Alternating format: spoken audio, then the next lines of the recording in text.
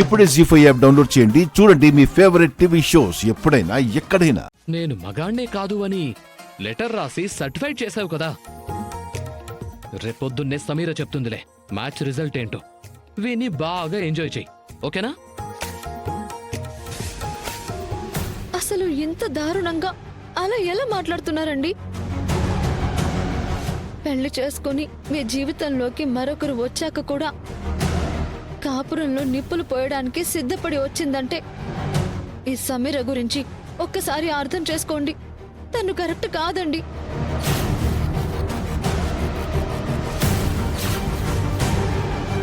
ఏ సమీర, మర్యాదగా మా జీవితంలో నుంచి వెళ్ళిపో. పో ఇక్కడి నుంచి. హలో, ఎవరు నువ్వు? ఈ హనీమూన్ ట్రిప్పు మా కోసం. నువ్వు మాతో వచ్చినా దేనికి పనికిరాని ఎక్స్ట్రా లగేజీ మాత్రమే. ఇక్కడ ఉండాల్సింది తను, వెళ్లాల్సింది నువ్వు. అర్థమైందా? ఏవండి, మీరు మరీ భరి తగ్గించి దాంతో ఇలా చేయడం. ఇక్కడ జరిగేదంతా అత్తయ్య గారికి తెలిసిందంటే మిమ్మల్ని క్షమించదు. చా, అవునా? నేనంతా అన్కాన్షియస్గా తనతో కలిసి వచ్చాననుకుంటున్నావా? తెగించా, అన్నింటికీ తెగించా.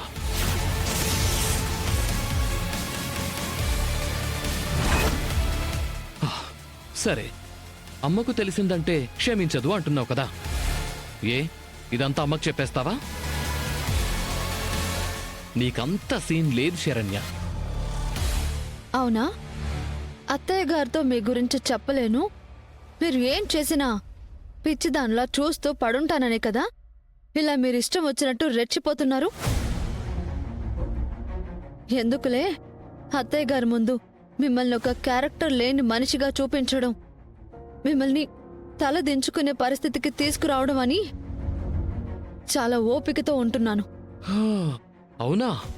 అంటే నా మీద ఇప్పటి వరకు జాలి చూపిస్తూ వచ్చావా? అవునండి, మొగుడని ప్రేమతో జాలి చూపిస్తూ వచ్చాను.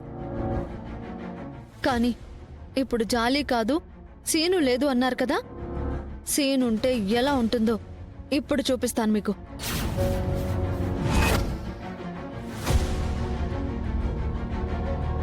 అత్తయ్య గారికి కాల్ చేస్తా. ఏ, ఏ, ఇదేంటి రివర్స్లో నన్నే భయపెట్టేస్తోంది? My God.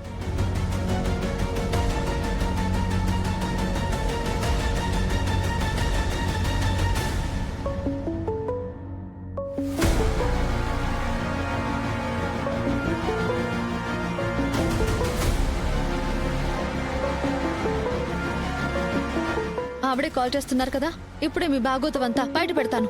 ఏయ్! సమీరా, దాక్కో.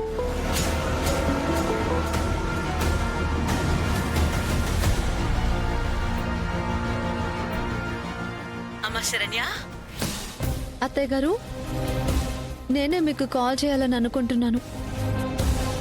అలాగా?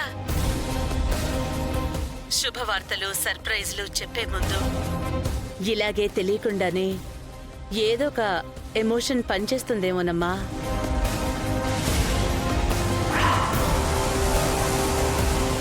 ఏమో అత్తయ్య గారు, కావచ్చు. కానీ నేను మాత్రం చాలా ముఖ్యమైన విషయం చెప్పాలని మీకు కాల్ చేస్తున్నాను. అవునా? గ్రేట్. నేను నీతో ఒక మంచి శుభవార్త చెప్పడానికి కాల్ చేశాను. శరణ్య, నేను మీ విషయంలో ఇప్పుడు ఎంత సంతోషంగా ఉన్నాను మాటల్లో చెప్పలేను.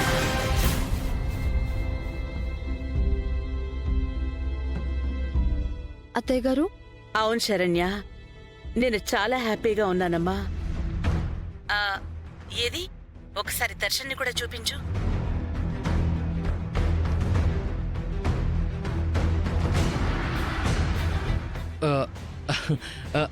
అమ్మా, నాన్న దర్శన్,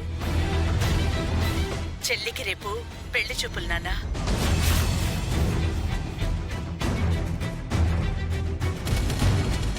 మొన్న లాస్ట్ టైం మీ విషయంలో జరిగిన మిస్కమ్యూనికేషన్ వల్ల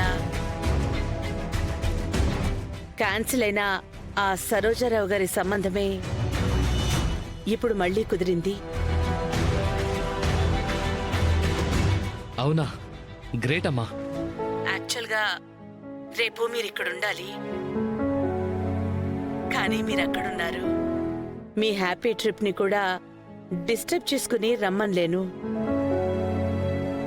సో మీరు ప్రశాంతంగా హనీమూన్ని ముగించుకుని రండి, సరేనా?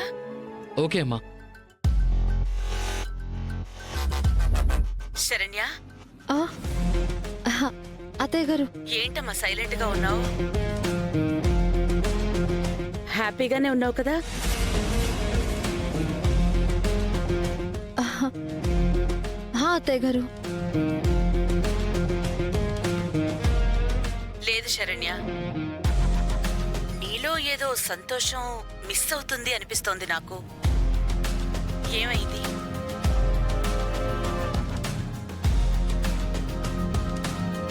ఆ, అది అత్తయ్య గారు, విషయం ఏంటంటే రేపు లహరి పెళ్లి చూపులు అన్నారు కదా, మేము ఉండట్లేదు అని. అదా?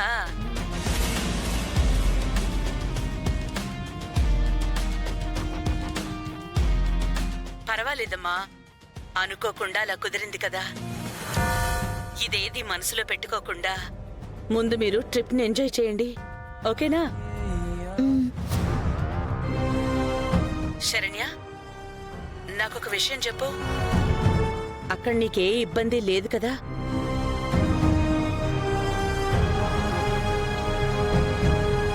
ఆహా, చాలా హ్యాపీగా ఉన్నాను అత్తయ్య గారు. ఇదిగోండి.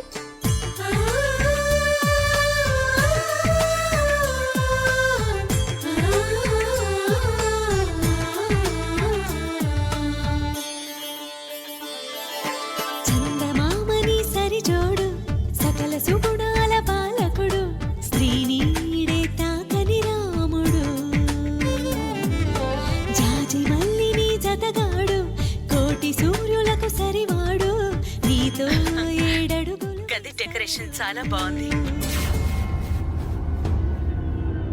ఇక్కడ వీళ్ళ ఎమోషన్ ఏంటి, అక్కడ వాళ్ళ ప్రమోషన్ ఏంటి? అంతా ఊహాతీతంగా ఉంది.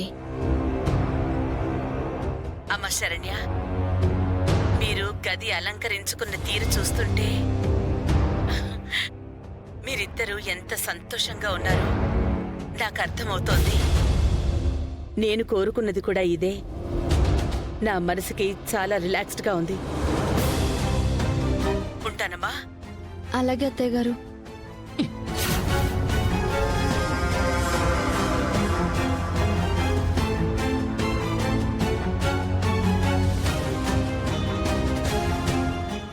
జీ5 యాప్ డౌన్లోడ్ చేసి అన్ని ఎపిసోడ్స్ పూర్తి ఉచితంగా చూడండి.